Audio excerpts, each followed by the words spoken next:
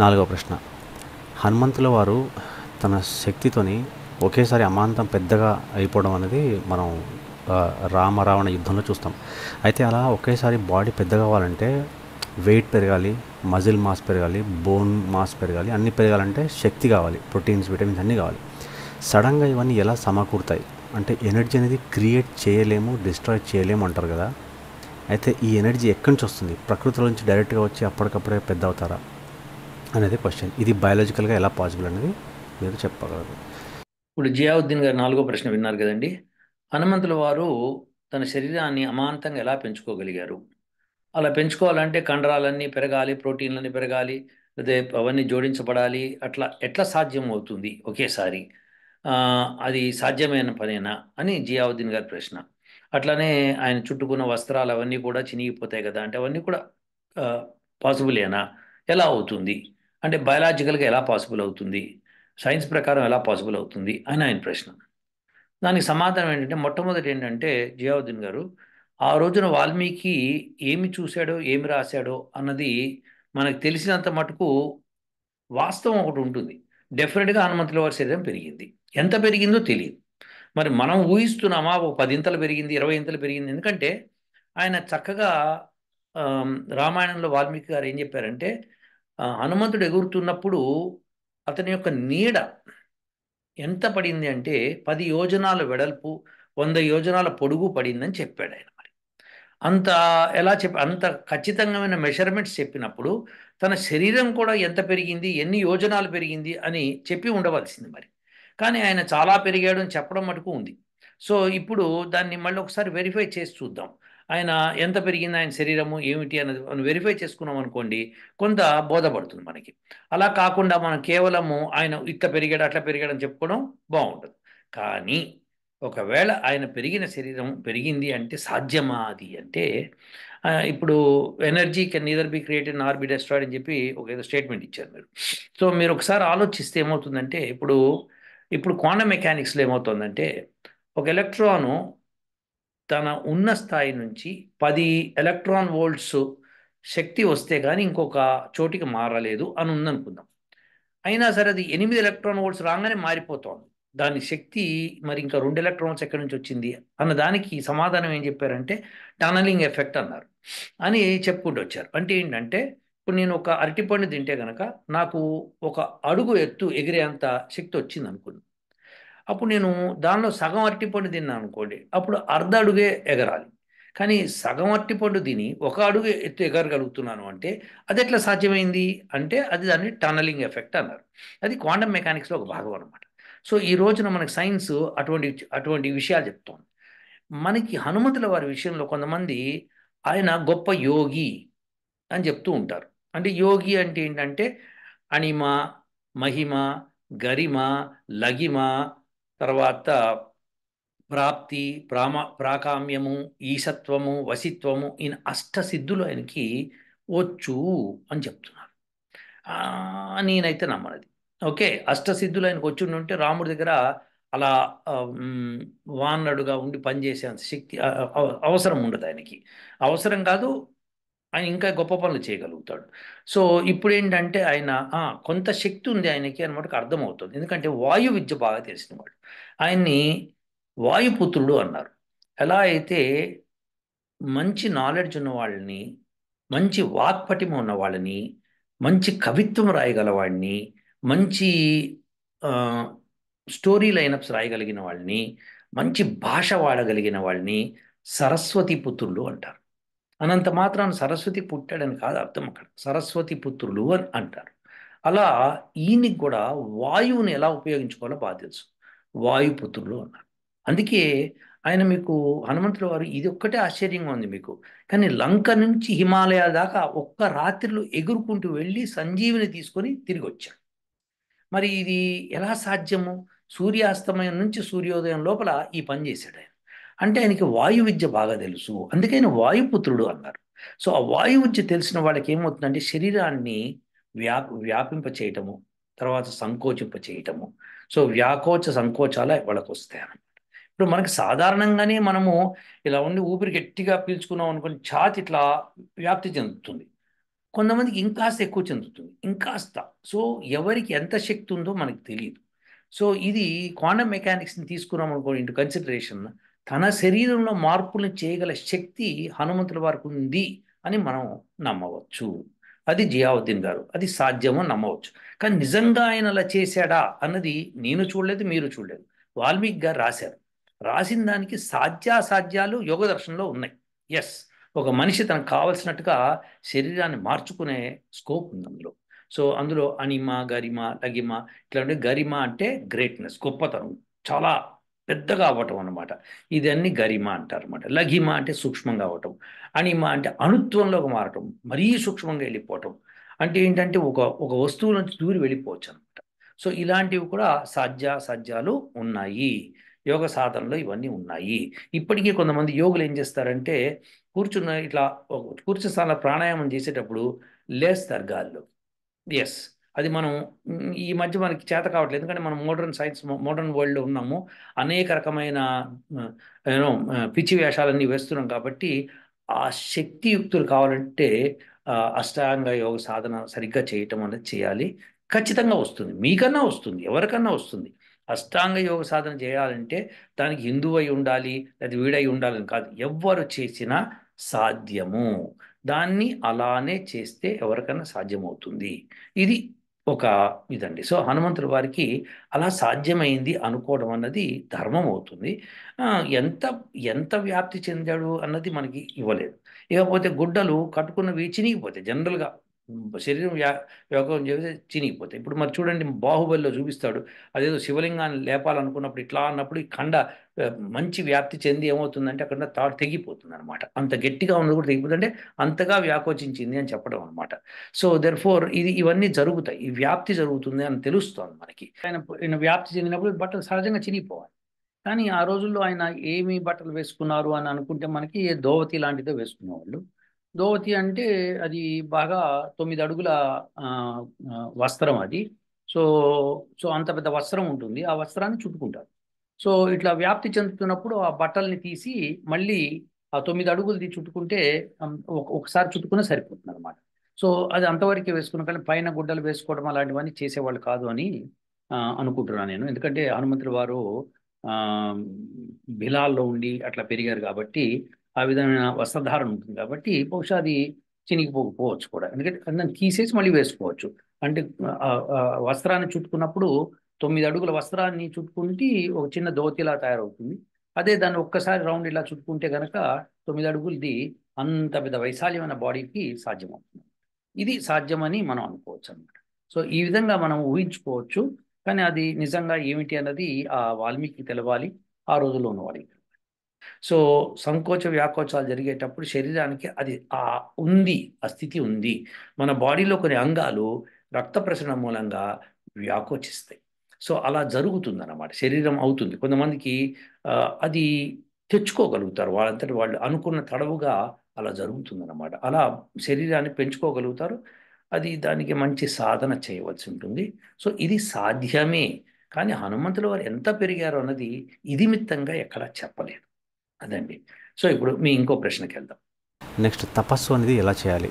అంటే ఏదైనా నామాన్ని జపించాలా, మంత్రాన్ని జపించాలా, ఎన్ని సంవత్సరాలు తపస్సు చేయాలి, కదలకుండా కూర్చొని తపస్సు చేయాలా, తపస్సు చేస్తే నిజంగానే పరమాత్మ ప్రత్యక్షం అవుతారా, మనం ఏది అడిగినా ఇచ్చేస్తారా అనేది ఇంకో క్వశ్చన్.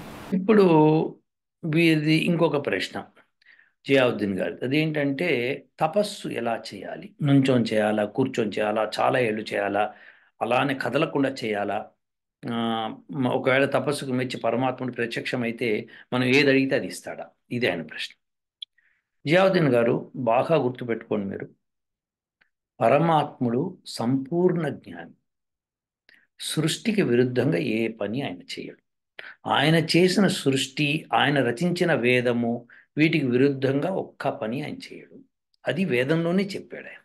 కాబట్టి మనము ఆయన విరుద్ధంగా చెయ్యడు కాబట్టి మనం ఏది కోరుకుంటే అది ఇస్తాడా అనడానికి తప్పవుతుంది. సపోజ్ నేను తపస్సు చేసి పరమాత్మ ప్రత్యక్షం అయ్యాడు, ఆయన్ని నువ్వు చచ్చిపోయి నాలాగావు, నన్ను పరమాత్మలా చెయ్యి అంటే ఎలా సాధ్యమవుతుంది? చేయడు అనమాట అలాంటివి. సో ఇలాంటివన్నీ సృష్టి విరుద్ధాలు ఇవన్నీ. సో విరుద్ధం కానివి చేయడు. ఎందుకండి ఆయన ఎందుకు చేయలేడు? ఆయన మనగా చేయొచ్చు అంటే పరమాత్ముడు వేదంలో చక్కగా చెప్పాడు. ఆయనకి మృత్యువు లేదు, మనకి మృత్యు ఉంది. సో దేర్ ఫోర్ మన్ని అమరులను అలా చేసేసి ఆయన మృత్యు పాలవటం అంటే వేద విరుద్ధము, ఆయన విరుద్ధం. సో ఆయన సృష్టి విరుద్ధము ఒక్క పని కూడా చేయడు. కాబట్టి ఏదైతే సృష్టికి అనుకూలంగా ఉంటుందో అటువంటి కోరికల్ని ఆయన నెరవేరుస్తాడు. ఇంకా పోతే ఎలా మనము తపస్సు చేయాలి? తపస్సు అంటే తపన పడటము అని అర్థం అనమాట. ఒక విషయం మీద బాగా చింతన చేయటము అని అర్థం. ఒక చోట కూర్చుండి చేస్తామా, నుంచుండి చేస్తామా అంటే ఇప్పుడు చూడండి, ఒక మాట ఏమవుతుందంటే మనము ఏదో లెక్కలు మనము ఒక ప్రాబ్లం సాల్వ్ చేస్తాం అనుకోండి మ్యాథమెటిక్స్. ఒక మాట అది ఆలోచన రాకపోతే ఇలా ఆలోచిస్తూ అలానే కూర్చుండిపోతాం. మన ఊహల్లో నడుస్తూ ఉంటుంది అనమాట. ఎలా చేయాలి, ఇట్లా చేయాలి, అట్లా చేయాలి, ఇట్లా చేయాలి. అప్పుడు సడన్గా బయటకు వచ్చి మళ్ళీ ఆ లెక్క చేస్తాం. సో ఆ ఊహలో ఎంతసేపు ఉంటాము అన్నదే తపస్సు అవుతుంది అనమాట. సో అలా ఉండగలగటం అన్నది తపస్సు. సో తప్పించటము, శరీరాన్ని తప్పింప చేయటము అంటే నాకు పొద్దున్న లేవగానే 9 బ్రేక్ఫాస్ట్ తినాలి, 1 లంచ్ చేసేయాలి, సాయంకాలం 6 డిన్నర్ చేసేయాలి, ఇట్లా కాఫీ తాగాలి మధ్యలో, ఆ తర్వాత మధ్యలో ఇంకోటి చేయాలి. ఇలాంటివన్నీ పెట్టుకుని నిష్టగా చేస్తున్నాం అనుకోండి, అది మనం నిష్టగా చేస్తాం చూసారా, అలా అవి నిష్టగా చేయాలి. తపస్సును నిష్టగా చేయాలి అంటే పొద్దున్న లేచి గంట సేపు ఇలా నిష్టగా నేను ఒక చోట కూర్చొని భగవద్ధ్యానం చేస్తాను అని ధ్యానం చేయాలి. ఇప్పుడు అది మంత్రంతో చేయాలా, మంత్రం లేకుండా చేయాలా అంటే మంత్రంతో చేయటమే శ్రేయస్కరం. ఎందుకంటే మంత్రం అనేది భ్రమరహితము, భ్రమ ఉండదు అందులో. మీ కోరికల్ని భగవంతుడు నేను తీరుస్తాను అనే కోరికలు ఏవైతే ఉన్నాయో అన్ని వేదంలో కొల్లలు ఉన్నాయన్నమాట. ఒకటి కాదు, రెండు కాదు, కొల్లలు ఉన్నాయి. సో మీ కోరికలు అన్నిటికీ మంత్రాలు ఉన్నాయన్నమాట. అన్ని ఏ కోరికలు మీకు ఉన్నాయి అన్నిటికీ మంత్రాలు ఉన్నాయి. సో దే ఫోర్ ఆ మంత్రం సెలెక్ట్ చేసుకోవడం, ఈ కోరిక అట్లా కాదండి, ఈ మంత్రంలో ఇన్నే ఉన్నాయి, ఆ మంత్రంలో ఇంకా కొన్ని కోరికలు ఉన్నాయి. కాబట్టి ఫస్ట్ ఒకటి కోరిక చెల్లించుకోండి, తర్వాత ఇంకో కోరిక చెల్లించుకోండి. ఎంతమంది చేయలేదు అట్లా తపస్సు? విశ్వామిత్రులు వారు చేయలేదా? ఎంతమంది చేయలేదు అట్లా తపస్సు? సో అందుకని మనం కూడా ఒక కోరిక ఒక మంత్రాన్ని అందులో ఉన్న వాటిలో ఒకటి సెలెక్ట్ చేసుకొని ఆ మంత్రం గురించి తపస్సు చేస్తాం. అంటే ఆ మంత్ర పఠనము, ఆలోచించడము, ఆ మంత్రం ఏం చెప్తుంది, ఎలా చెప్తుంది, ఎలా చేస్తే బాగుంటుంది, ఆ మంత్రంలో రూల్స్ అండ్ రెగ్యులేషన్స్ అండి. ఆ రెగ్యులేషన్స్ తెలుసుకొని మనం ఆ మంత్రాన్ని ఆచరించడం ప్రారంభిస్తే కనుక, తపస్సు చేస్తే తప్పకుండా పరమాత్ముడు మనం కోరిన కోరిక ఏదైతే మంత్రంలో ఇస్తాడు. ఆ మంత్రం లేకుండా చేయకూడదా అంటే ఏముంటుంది? మనకి మంత్రం లేకుండా ఏముంటాయి? ఆ కోరిక మీరు మనసులో పెట్టుకొని మీరు భగవంతుడు స్మరిస్తూ పోండి. స్మరిస్తూ పోతే భగవంతుడు ఎప్పుడో ఒకప్పుడు మీకు ఆ కోరిక తీరుస్తాడు. అది కూడా వేద విరుద్ధంగా లేకపోతే, సృష్టి విరుద్ధంగా లేకపోతే, సృష్టికి అనుకూలంగా ఉన్న వాటిని మాత్రమే పరమాత్ముడు తీరుస్తాడు. మిగతావి ఆయన తీర్చక్కర్ల, మనమే చేసుకోవచ్చు. విరుద్ధంగా ఉన్నవన్నీ మనం చేయొచ్చు. నోటితో తినకుండా ఇంక దేంతో దాన్ని తినడం అనరు దాన్ని. కాకపోతే ఏంటి, ఏం జరుగుతుంది అదనమాట. సో సృష్టి విరుద్ధమైన పనులు చేయకండి. సృష్టికి అనుకూలంగా ఉన్న వాటిని, పరమాత్ముడు వేదంలో ఇచ్చిన వాటిని భ్రమరహితంగా ఉంటాయి కాబట్టి అవి తీర్చుకునే ప్రయత్నం చేద్దాము. సో తపస్సుని మనం ఎంతసేపు చేస్తామన్నది మన మీద ఆధారపడింది. ఒక మాట స్టార్టింగ్లో 5 నిమిషాల కంటే ఎక్కువ కూర్చోలేకపోవచ్చు ధ్యానంలో. అప్పటికే మనసు అటు ఇటు దొర్లుతూ ఉంటుంది. సో దాన్ని కంట్రోల్ చేసుకుంటూ మళ్ళీ తపస్సు ప్రారంభించాలి. అట్లా రోజు ఒకసారి పొద్దున్న, మధ్యాహ్నము, సాయంకాలము, రాత్రి ఇట్లా వీలైనప్పుడల్లా 5 నిమిషాలు చేసుకుంటూ మెల్లగా దాన్ని 10 నిమిషాలకు పెంచుకుంటూ మళ్ళీ అరగంటకు పెంచుకుంటూ అట్లా చేస్తూ ధ్యానం చేస్తూ ఉంటే అది మీకు ఆ ఆలోచన ఎలా తీర్చుకోవాలి మీకు అని వచ్చేస్తుంది. అంటే ఫర్ ఎగ్జాంపుల్ ఒక లాటరీ టికెట్ కొంటే డబ్బులు వస్తాయి అనుకోండి. కానీ లాటరీ టికెట్ ఏది కొనాలో తెలియదు, ఏ నంబర్ కొనాలి. మీరు గనక ఆ లాటరీ టికెట్ సంబంధించిన వేద మంత్రం ఏదో ఉందనుకోండి, ఊరికే సరదాగా చెప్తుంది, ఉందనుకోండి, మీరు దాన్ని తీసుకొని ఆలోచిస్తూ ఆలోచిస్తూ ఉంటే మీకు ఏ నంబర్ లాటరీ టికెట్ కొంటే మీకు ఈసారి వస్తుందో మీకు తెలిసిపోతుంది. అంటే భవిష్యత్తు గురించి తెలుస్తుంది. ఎస్, తద్వారా మీరు అది కొనుక్కుంటారు, అది మీరు వచ్చేస్తుంది అన్నమాట.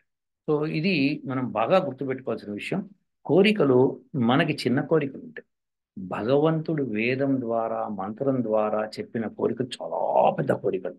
సో అవి సులభంగా సాధించవచ్చు. ఓసారి ఒక సినిమాలో కూడా ఒక జోక్ ఉంది. ఒక కానిస్టేబుల్ని భగవంతుడు ప్రత్యక్ష వ్యతిరేకి ఏం కావాలని కోరుకుంటారు అంటే, నేను సర్కిల్ ఇన్స్పెక్టర్ అవ్వాలని కోరుకుంటాను. మరి అథవా మరి భగవంతుడు ప్రత్యక్షం అవుతున్నప్పుడు సర్కిల్ ఇన్స్పెక్టర్ ఏంటి, ఐజీ అవ్వాలో, పీజీ అవ్వాలో, మినిస్టర్ అవ్వాలో కోరుకోవచ్చు కదా అంటే, అర్రే మిస్ అయ్యానే అనుకుంటాడు. అంటే ఏంటంటే అర్థం, మనకు తెలిసిన కోరికలు చిన్నవి, పరమాత్ముడు వేదంలో చెప్పినవి చాలా పెద్ద కోరికలు, చాలా బ్రహ్మాండంగా ఉంటాయి. ఆయన చెప్పినట్టుగా ఆ మంత్రం ద్వారా మనం సాధించుకుంటే అత్యద్భుతమైన జీవితం ఉంటుందని వేదం చెప్తుంది. సో ఇది మీ ప్రశ్నకు సమాధానము. తపస్సు చేసేటప్పుడు కొన్ని నియమాలు ఉంటాయి. వేదంలో చెప్పినట్టుగా కొన్ని నియమాలు పాటించాల్సి ఉంటుంది. అలా మనం వేదం ద్వారా సాధించవచ్చు అని మనకి తెలుస్తోంది అన్నమాట. ఇది జియావుద్దీన్ గారు. ఇప్పుడు మీ ఇంకొక ప్రశ్నకి వెళ్దాం. ఆ, ఇంకోటి ఏంటంటే ఎవల్యూషన్. ఇప్పుడు మీరు ఒకసారి ఒక వీడియోలో ఏం చెప్పారంటే ఎవల్యూషన్ అనేది కరెక్ట్ కాదు, పరమాత్మ అన్ని జీవరాశుల్ని రకరకాలుగా వాటి వాటి అవసరాలను బట్టి పుట్టించారన్నారు. అయితే ఇప్పుడు చైనాలో ఉన్న వాళ్ళు, ఆఫ్రికాలో ఉన్న వాళ్ళు, యూరోప్లో ఉన్న వాళ్ళందరూ డిఫరెంట్గా ఉంటారు. ఎందుకంటే అక్కడ ఉన్న క్లైమేట్ కండిషన్ని బట్టి. ఇదంతా ఎవల్యూషన్లో భాగం కాదా? ఇంకోటి ఏంటంటే రీసెంట్గా మీరు ఒక కప్ప గురించి చెప్పారు. ఆ కప్పకి ఆ, దాని వీపు పైన ఒక మష్రూమ్ లాంటిది మొలిచిందని. అలానే అదే వీడియోలో ఏం చెప్పారంటే మహాత్ములు అంటే గొప్పవాళ్ళు, వాళ్ళు తలుచుకుంటే బాడీలో ఇంకొక పార్ట్ కూడా వాళ్ళు సృష్టి చేసుకోగలుగుతారన్నారు. అయితే ఇప్పుడు ఆ కప్ప సంకల్పించింది కాబట్టి దాని సర్వైవల్ కోసం బాడీ మీద మష్రూమ్ లాంటిది వచ్చిందా? ఎందుకంటే కొన్ని సముద్రంలో జీవరాశులు దాని తలపైన లైట్ లాగా ఉంటుందన్నమాట. ఆ లైట్ని చూపించి దాని ఆహారాన్ని దగ్గర రప్పించి అది తినేస్తుంది. అట్లనే కప్ప కూడా ఏదో సంకల్పించి ఉండాలి అని అనుకుంటున్నాను. అలాగే జంతువులు కూడా సంకల్పించి ఉండడం వల్ల వాటికి రకరకాల బాడీ, రకరకాల కలర్స్ వచ్చాయా? ఇది ఎవల్యూషనా కాదా అనేది చెప్పగలరు? ఇప్పుడు జియావుద్దీన్ గారి నెక్స్ట్ ప్రశ్న చాలా అద్భుతమైన ప్రశ్న. ఎవల్యూషన్ గురించి మాట్లాడుతూ మనకి కొన్ని జంతువులు రకరకాలు ఉంటాయి. సముద్రంలో ఫిష్ ఉంటుంది, కొన్ని చేపలకి లైట్ లాగా ఉంటుంది నెత్తి మీద. అది ఆ లైట్ని ప్రసరింపజేసి ఆహారాన్ని అట్రాక్ట్ చేసి దాని దగ్గర రాగానే తినటం చేస్తుంది అని అంటున్నారు. అవునండి, ఒక పాము ఉంది అమెరికాలో, దాని పేరు రాటల్ స్నేక్. అది దాని తోకని టట టట టట అట్లా ఆడిస్తుంది. అది ఎంత శబ్దం చేస్తుంది అంటే కిడి అని శబ్దం చేస్తుంది. దానికి కొన్ని కొన్ని జీవాలు అట్రాక్ట్ అయ్యి దగ్గరికి రాగానే అది పట్టుకుని తినేస్తుంది. సో దాన్ని రాటిల్ స్నేక్ అంటారు. ఎస్, అలాంటివి ఉన్నాయి. సో అవన్నీ కూడా వాటి సంకల్పం మూలంగా వచ్చినాయా అన్నది ఈయన ప్రశ్న. అంటే ఆ రాటిల్ స్నేక్ తన సంకల్పంతో దాన్ని సంపాదించుకుందా అని ప్రశ్న. దానికి ఆన్సర్ ఏంటంటే మీకు ఒకసారి చెప్పాను, నాసదీయ సూక్తంలో చెప్పాను. ఈ సృష్టి ఏర్పడము సకల సకల జీవుల యొక్క మనసులో ఉన్న కోరికలకు అనుగుణంగా ఈ సృష్టి ఏర్పడుతుంది. సో అది ఫర్ ష్యూర్ అండి. అంటే ఏంటంటే ఇప్పుడు ఈ క్షణంలో నా మనసులో ఏ ఏ కోరికలు ఉన్నాయి, అలానే మీ మనసులో ఏ కోరికలు ఉన్నాయి, ఈ ప్రపంచంలో ప్రతి వ్యక్తి జీవానికి ఉన్న కోరికలన్నిటినీ సమిష్టిగా తీసుకొని నెక్స్ట్ క్షణం ఏర్పడుతుంది. ఇది అద్భుతం కదండి. ఎస్, ఇది వేదం చెప్తున్నా అన్నమాట. అంటే ఏంటంటే మనము ఏది కోరుతున్నామో కోరిక అనుగుణంగా సృష్టి మారుతూ ఉంటుంది. ఎస్, అదే సృష్టి ఫస్ట్ పుట్టినప్పుడు, ఫస్ట్ సృష్టి జరిగినప్పుడు అదే జరుగుతుంది. అంటే ఫస్ట్ సృష్టి అంటే ఇప్పుడున్న సృష్టి మొదట ఆ, సృష్టి జరిగినప్పుడు ఏం జరిగిందంటే సర్వజీవుల యొక్క మనసు యొక్క కోరికలకు అనుగుణంగా ఈ సృష్టి జరుగుతుంది. మళ్ళీ నెక్స్ట్ ఇంకోటి. సో అయితే ఇంకో మంత్రం ఏం చెప్తుందంటే పూర్వం ఎలా అయితే కల్పించాడో ఈ సృష్టిని ఇప్పుడు కూడా అలానే కల్పించాడు. అంటే ఏంటి? రెండు ఎంటిటీస్. ఒకటి ఏంటంటే ఫిజికల్ ఎంటిటీ, భూమి ఎట్లా ఏర్పడింది, సూర్యుడు ఎట్లా ఏర్పడాడు. అందుకే దానికి అందులో సూర్య చంద్రమసౌ ధాత యత పూర్వం అకల్పయత్ దివంచ పృథివీంచాంతరిక్షమథో స్వహ. ఈ మంత్రం చెప్తూ ఆయన ఏమన్నాడంటే సూర్యుడిని చంద్రుడిని ఈ యొక్క అంతరిక్షాన్ని పూర్వం ఎలా సృష్టి చేశానో ఇప్పుడు కూడా అలానే సృష్టి చేశాను అన్నాడు. కానీ జీవులను అలానే సృష్టి చేశానని చెప్పలేదు. కానీ జీవుల కోరికలను బట్టి సృష్టి జరుగుతుంది. అంటే ఏంటి? సృష్టి ఏర్పడింది, దానిలో ఈ చేపలకి ఏ రంగు ఉండాలి, పక్షులకి ఏ రంగు ఉండాలి, వాటికి ఏ రంగు ఉండాలి, ఇవన్నీ కూడా పూర్వ సృష్టిలో ఏ కోరికలతో అయితే ఉన్నాయో జీవులు, ఆ కోరికలతో ఇప్పుడు ఈ సృష్టి జరుగుతుంది.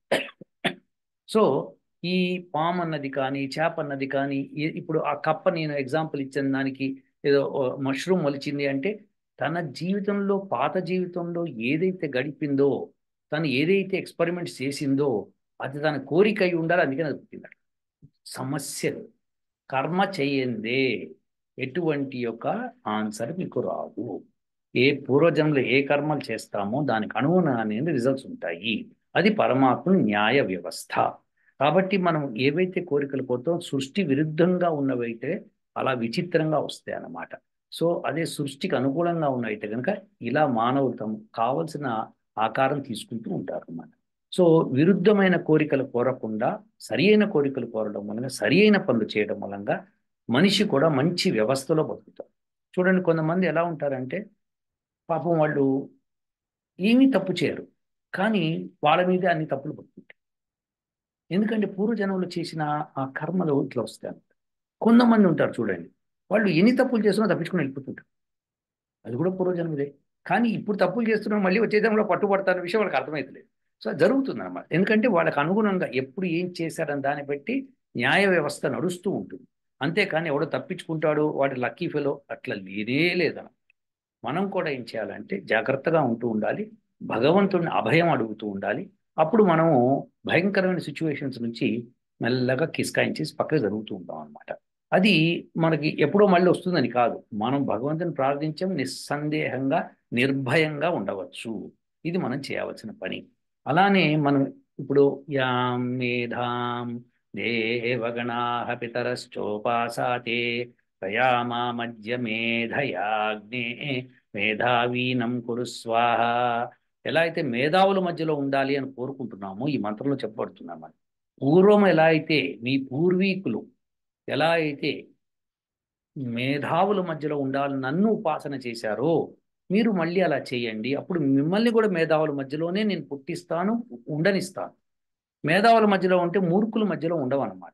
మూర్ఖుల మధ్యలో ఉంటే మనకు అన్ని కష్టాలేనండి. అవును. సో మూర్ఖుల మధ్యలో లేకుండా మేధావుల మధ్యలో ఉంటే కనుక మనకి వైభోగంగా ఉంటుంది జీవితం. ఎందుకంటే ఇటువంటి నాసిరకమైన కష్టాలు ఉండవు. ఎట్లా అయితే ఇప్పుడు లెటర్స్ ఇప్పుడు మన భారతదేశం తీసుకున్నాం. అందులో ఒకడు కోటీశ్వరుడు అయి ఉండొచ్చు, కార్లు బంగ్లాలు అన్నీ ఉండొచ్చు. కానీ అతను రోడ్డు మీదకి రావటం మళ్ళీ చిన్న రోడ్లు, ఇరుకు రోడ్లు, మురికి రోడ్లు, లేకపోతే ట్రాఫిక్ జాములు, లేకపోతే ఆ దుమ్ము ధూళి అటువంటి చెత్త చెదారం నుంచే వెళ్తూ ఉండాలి. అదే మీరు అమెరికాలో చాలా మటుకు ప్లేసెస్లో రోడ్లు చాలా పెద్దగా ఉండి విశాలంగా ఉండి ఇల్లు కూడా విశాలంగా ఉండి అన్నీ ఒక సిస్టమేటిక్గా ఉండి ఒక అద్భుతమైన లోకంలాగా ఉంటుంది. అది భారతదేశం లాగా లేకపోవచ్చు, వేరే రకంగా ఉంటుంది, కానీ ఉంటుంది అన్నమాట. అంటే ఉద్దేశం ఏంటంటే అక్కడున్న కోటీశ్వరుడికి ఇక్కడున్న పేదవాడికి చూస్తే సంబంధం, ఇక్కడున్న పేదవాడు కూడా చక్కగా 4 బెడ్రూమ్ హౌస్ మంచిగా ఉంటుంది ఇల్లు, 24 అవర్స్ వాటర్, 24 అవర్స్ ఎలక్ట్రిసిటీ, అలానే రోడ్లు బ్రహ్మాండమైన రోడ్లు, కార్లు, వ్యవస్థ, మెడికల్ ఫెసిలిటీ అన్నీ ఉంటాయి. అది ఇండియాలో కోటీశ్వరులకు మాత్రమే ఉండే ఫెసిలిటీస్ ఇక్కడ సామాన్యులకు కూడా ఉన్నాయి. కాబట్టి ఇలా కోరుకోవడం ఉన్నది. మేధావుల మధ్యలో ఉండాలని కోరుకోవాలి. అక్కడ మూర్ఖత్వం ప్రబలుతుంది బాగా. డబ్బులు ఇస్తే కానీ ఓటేయరు. ఇక్కడ కూడా అంతేనండోయ్. ఇట్లానే మూర్ఖులు చేయబోతున్నారు ఇప్పుడు. డబ్బులు ఇచ్చి ఓట్లు వేయించే ప్రసక్తి తీసుకొస్తున్నారు ఇక్కడ కొంతమంది. సో ఇలా జరుగుతూ ఉంటాయి అన్నమాట. సో అలా కాకుండా మేధావుల మధ్యలో ఉండాలని కోరుకోవాలి. మేధావి ప్రపంచంలో మనం ఉండాలి. అప్పుడు మన శరీరానికి సుఖం, మనసుకి సుఖం, ఆత్మకి ఆనందం అన్నీ వస్తాయి అన్నమాట. కాబట్టి ఇది జరుగుతుంది, పూర్వకర్మం మూలంగా ఇలా జరుగుతుంది. సో మనం సంకల్పించామంటే ఇప్పుడు ఆ జంతువుకి సంకల్పం ఉండదు, కానీ పూర్వజన్మలో చేసిన దానికి ఈ జన్మలో ఉంటుంది. సో అలాంటివి జరుగుతాయి. సంకల్పిస్తేనే అట్లా ఏర్పడుతుంది. అంటే ఇప్పుడు అంటే ఆ చేప నీళ్ళలో ఉండి లైట్ సహాయంతో చూడాలని అనుకుందా అన్న ప్రశ్న వస్తుంది. అనుకుంది. పూర్వజన్మలో కొంతమంది అలా అనుకుని ఉంటారు. ఇప్పుడు ఈ జన్మలో ఉంటారు కొంతమంది, అడగండి, విచిత్రమైన కోరికలు చెప్తారు. ఆ కోరికలు వింటేనే మీకు భయం వేస్తుంది, ఇలా కూడా ఉంటుందా అని. సో అటువంటి కోరికలు కోరుతుంటారు. వాళ్ళకి వచ్చే జన్మ అంతే తథాస్తు. సో అలా జరుగుతుంది. ఎందుకంటే భగవంతుడి పని ఏంటంటే మీ కోరికను తీర్చడమే ఆయన పని, ఇంకేం పని లేదు. ఆయన పీఠం వేసుకొని కూర్చున్నాడు. అరే అబ్బాయి నీకేం కావాలి, నీకేం కావాలి, ఓకే చలో, ఇప్పుడు కుదరదు, నెక్స్ట్ జన్మలో కుదురుతుంది, దట్స్ ఇట్, అలా వెళ్ళిపోతాం. అందుకనే మనం మంత్రం చేసేటప్పుడు భగవంతుడిని ప్రార్థించాలన్నమాట.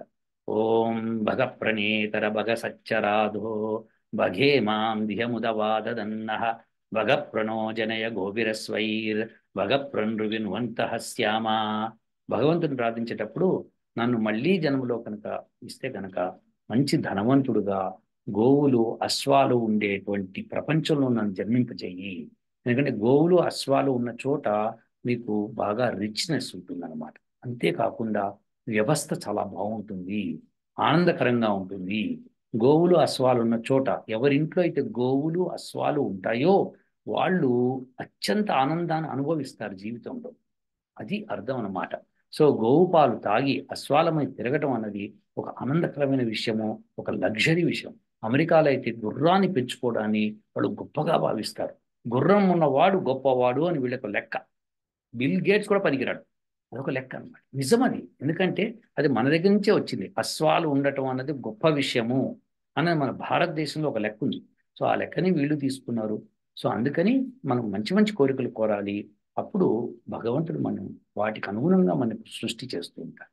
సో ఈ ప్రశ్న అయింది. మీ ఇంకో ప్రశ్నకి వెళ్దాం. నెక్స్ట్ ల్యూసిడ్ డ్రీమ్స్ అంటారు. అంటే కళలో ఇది కళ, ఇది నిజం కాదని చెప్పి మాకు తెలిసిపోతుంది. అలా నాకు ఒక 5 టైమ్స్ అయింది లైఫ్ టైంలో. అది ఇంటర్నెట్లో కూడా చదివాను. ఇలా అయినప్పుడు కొద్ది క్షణాలు మాత్రమే మనం కళలో ఉండగలుగుతాం. అలా ల్యూసిడ్ డ్రీమ్లో ఉన్నప్పుడు మనం ఏదైనా చేయొచ్చు. దీని గురించి వేదాల్లో ఏమి రాసి ఉంది, అసలు మనకు ల్యూసిడ్ డ్రీమ్స్ ఎందుకు వస్తాయి అన్నది చెప్పగలరు. Thank you. ఇప్పుడు జియావుద్దీన్ గారి నెక్స్ట్ ప్రశ్న ఏంటంటే, ల్యూసిడ్ డ్రీమ్స్ ఎందుకు వస్తాయి, వేదంలో ఏం చెప్పారు? ఆయన కూడా 5-6 సార్లు జరిగింది అంటున్నాడు. అంటే కళలో ఉన్నట్టే ఉంటుంది, మెలకుగా ఉంటామని. దీన్ని మగత అంటాం తెలుగులో. సో అట్లానే మనకి మత్తు అని కూడా సంస్కృతంలో అంటాం. సో ఇదేంటంటే ఇప్పుడు మనకి ఒక మాట పగలు కూర్చొని నిద్ర వస్తూ ఉంటుంది. ఆ సమయంలో చుట్టుపక్కల వాళ్ళు మాట్లాడేది వినిపిస్తూ ఉంటుంది, కానీ మనము నిద్రలోకి వెళ్తాం. సో ఈ మనసు ఏమవుతుందంటే 2 విధాలుగా డివైడ్ అవుతుంది. ఈ మనసు చేసే ఈ పిచ్చి చేష్టలన్నీ ఇవే అనమాట. సో దీనికి ఏముంది, శరీరం అలిసిపోయి ఉంటుంది. కళ్ళతో ఇంకా నేను ఇంకే సినిమా చూడదలుచుకోలేదు, టీవీ చూడదలుచుకోలేదు, కంప్యూటర్ చూడదలుచుకోలేదు, పుస్తకం చదవదలుచుకోలేదు, అలానే ఇంకా మాట్లాడదలుచుకోలేదు నేను. సో ఏదైనా తినదలుచుకోలేదు నేను, ఇట్లాంటివి ఏమి చేయదలుచుకోలేదు, ఏది పట్టుకొని వేలాడదలుచుకోలేదు. సో ఇలాంటివన్నీ చేయదలుచుకోలేదు నేను. ఈ సమయంలో మనకి నిద్ర రావడం లేదు. కానీ చెవులు మటుకు ఓపెన్ ఉంటాయి. సో వినిపిస్తూ ఉంటుంది, మనం నిద్ర కూడా తీస్తూ ఉంటాం, మెల్లగా గురక పెడుతూ ఉంటాము. మన గురక మనకు వినిపిస్తుంది. ఇది నేను కూడా చాలాసార్లు అబ్జర్వ్ చేశాను. సో మన గురక మనకు వినిపిస్తూ నిద్రపోతాం. సో ఇది అప్పుడు మనకు తెలుసు, ఇది ఆహా ఎంత మంచి నిద్ర వస్తుంది మనకి అని మనకు అనిపిస్తూ ఉంటుంది. అది ఇంకా ఆ సుఖం కావాలని కోరుకుంటూ ఉంటాం కూడా. సో దీన్ని మగత అంటారు అనమాట. దీనికి వేదంలో మీకు చాలాసార్లు ఈ మంత్రం చెప్పాను. ఓం తత్ ఓం యజ్జాగ్రతో దూరముదైతి దైవం తదు సుప్తస్య తథైవైతి దూరంగమం జ్యోతిషాం జ్యోతిరేకం తన్మే మనః శివ సంకల్పమస్తు. పరమాత్ముడు చెప్తున్నాడు, ఈ మనసు చాలా దూరంగా వెళ్ళగలదు. ఇక్కడ ఉండి మనం బాడీ ఇక్కడే ఉంటుంది, కానీ మనసు మనకు చాలా దూరం దాకా తెలుస్తుంది. అలానే నిద్రలో కూడా చాలా దూరం ఉంటుంది. జ్యోతిష్యులకు జ్యోతిష్యం ఇలాంటి ఈ మనసు శివ సంకల్పం కలిదై ఉండాలి. సో శివ సంకల్పం కలిదై ఉన్నప్పుడు ఇలా మనకి మంచి ఆలోచనలు ఉంటాయి. కాబట్టి ఆ మంచి కళలో కూడా మంచి ఆలోచనలే ఉంటాయి అన్నమాట. సో మంచి ఆలోచనలు పుడతాయి, మంచి ఆలోచనతో మనం చేస్తాం ఏ పని చేసినా. సో ఇలా వేదంలో చెప్పారనమాట. సో ఈ మనసు దూరంగా వెళ్ళగలుగుతుంది, దగ్గరగా ఉండగలుగుతుంది. అంటే మనం బాడీలో ఇలా ఉంటాము, కానీ ఆ మనసు ఎంతో దూరంగా వెళ్ళి వేగంగా వచ్చేస్తుంది. అతి వేగంగా వెళ్ళి లోపలికి వస్తూ ఉంటుంది అనమాట. ఇది చేస్తున్నప్పుడు మనకి మగ్గతగా ఉంటుంది. మెలకువగా ఉన్నప్పుడు చాలా దూరంగా వెళ్తుంది. మనము చూడండి, ఒక మటుకు క్లాస్లో స్టూడెంట్ ఏం చేస్తాడంటే పాఠం వింటూ ఉంటాడు, కానీ కళ్ళు ఇట్లా తెరిచే ఉంటాయి, ఏవో ఊహాలోకాల్లో విహరిస్తూ ఉంటాడు. సో టీచర్ 2-3 సార్లు గమనించి వీడు ఏదో ఆలోచనలో ఉన్నాడని చాక్ పీస్ ముక్క టకామని ఇసిరేరు. సో అది వెంటనే స్టూడెంట్ మేల్కుంటాడు అనమాట. వాడికి వింటూ ఉంటాడు, టీచర్ చెప్పేది వింటూ ఉంటాడు, కానీ ఎక్కడో ఉంటాడు. సో ఇది మగత అనమాట. సో ఇలాంటివి జరుగుతాయి అన్నమాట. ఇది సాధ్యమే. దీనికి మనకి ఎక్స్పీరియన్సే. మనం కోరుకోం, కానీ బాడీ కోరుకుంటుంది. బాడీకి అలసటగా ఉంటుంది, అటెన్షన్ ఉండదు అనమాట బాడీ. అప్పుడు మనసు ఏం చేస్తుంది, ఏం చేయలేక లోపల బయట తిరుగుతుంది. సో ఇవి చేస్తుంది. అందుకనే మనం పొద్దున్నే లేచి వ్యాయామం అది చేసి ధ్యానం చేస్తే మనకి ఫోకస్ ఉంటుంది జీవితంలో. అందుకని స్టూడెంట్స్ అందరినీ పొద్దున్నే ఉదయం లేపి కాస్త అటు ఇటు పరిగెత్తించి వాళ్ళ చేత మంచి ఎక్సర్సైజ్ కొద్దిగా చేయించేప్పుడు క్లాస్ పంపించేసాం అనుకోండి, వాళ్ళు కొద్దిగా దీక్షగా ఉండగలుగుతారని మన పాఠశాలలో వాళ్ళు ఇదివరకు అలా చేయించేవాళ్ళు. రాగానే అందరినీ నుంచోపెట్టి ఏదో ప్రతిజ్ఞ చేయించి కొంతమందికి ఎక్సర్సైజ్ తీసుకెళ్ళి చేసేవాళ్ళు. సో మీకు కూడా అనుభవం ఉంటుంది. సో ఇది సాధ్యం అండి. సో వేద మంత్రం, అనేక వేద మంత్రాలు దీని మీద ఉన్నాయి. కానీ మనం ముఖ్యంగా తెలుసుకోవాల్సింది ఏంటంటే సుప్ అన్న ధాతువుతో ఇది సుషుప్తి వస్తుందన్నమాట. స్వప్నము, సుషుప్తి ఇవన్నీ వస్తాయి అన్నమాట. సో ఈ సుప్ ధాతువుతోనే వస్తాయి. కాబట్టి ఈ సుప్ అంటే ఏమిటి అంటే నిద్ర, మత్తు అర్థం. సో ఇలాంటివన్నీ కూడా సాధ్యము మనకి. ఈ యొక్క ల్యూసిడ్ డ్రీమ్స్ అన్నది ఏదైతే మీరు మగత అంటున్నారో, ఇది ప్రతి మనిషికి వస్తుంది. ప్రతి మనిషికి. నిద్రపోతున్నాడు అనుకుంటాం కానీ వింటా ఉంటాడు మాటలు బయట. సో ఫ్రెండ్స్ మధ్యలో మాట్లాడేటప్పుడు ఫ్రెండ్స్ చూస్తారు అతను నిద్రపోతుంటాడు, గురక కూడా వస్తుంటుంది, కానీ అతను వినగలుగుతాడు. ఇది మనసు యొక్క విచిత్రం. మనసు చిత్ర విచిత్రాలుగా ప్రవర్తించగలదు, దాని శక్తి అమోఘం. దాన్ని మనం మిస్యూజ్ చేయకుండా సద్వినియోగం చేసుకోవాలి. మందు తాగేసి మత్తుగా పడిపోవడం మనసుకి చేస్తున్న ద్రోహం. మత్తు మందులు తీసుకోవడం మనసుకు చేస్తున్న ద్రోహం. అలానే చెడు పదార్థాలు తినటము, మాంసం తినటము మనసుకు చేస్తున్న ద్రోహం. ఎందుకంటే మనసుకున్న శక్తి అపారమైనది. మానవుడు తన శరీరం పొంది ఆ మనసును కనుక కంట్రోల్ చేసుకుంటే అబ్బబ్బబ్బ విచిత్ర విన్యాసాలు చేయగలుగుతాడు. విచిత్రం అంటే విచిత్రం, మనం నమ్మలేమన్నమాట. అటువంటి విచిత్రమైన పనులు చేయగలుగుతాడు. అది ఏకాగ్రతతో సాధించగలుగుతారు కూడా. అది మీరందరూ కూడా సాధించాలని కోరుకుంటాను. ఆ మనసు మీద మంత్రాలు చదవండి, అద్భుతమైన విజయం పొందండి. ఇవి జియావుద్దీన్ గారి ప్రశ్నలకు సమాధానాలు. నాకు చాలా ఆశ్చర్యం కలిగింది. జియావుద్దీన్కి ఇలాంటి ప్రశ్నలు ఆ, రావటము ప్లస్ అడగటము అది చాలా గొప్ప విషయం. మనం అందరం కూడా హిందువులై ఉండి ఎన్నో పురాణాలు చదివి ఎన్నో ఇవి చదివి కూడా వాళ్ళు మంచి ప్రశ్నలతో ముందుకు రాలేకపోతున్నారు. ఎందుకంటే బ్లైండ్నెస్ ఎక్కువైపోయింది. బ్లైండ్గా నమ్ముతున్నారు, కానీ సైంటిఫిక్ యాంగిల్ లేదు. ఒక నిజమైన ఆచరణ యోగ్యమైనవి సాధ్యమా అసాధ్యమా, వేదం ఏం చెప్పింది అని తెలుసుకునే జిజ్ఞాస హిందువుల్లో తగ్గిందని చెప్పాల్సి వస్తుంది.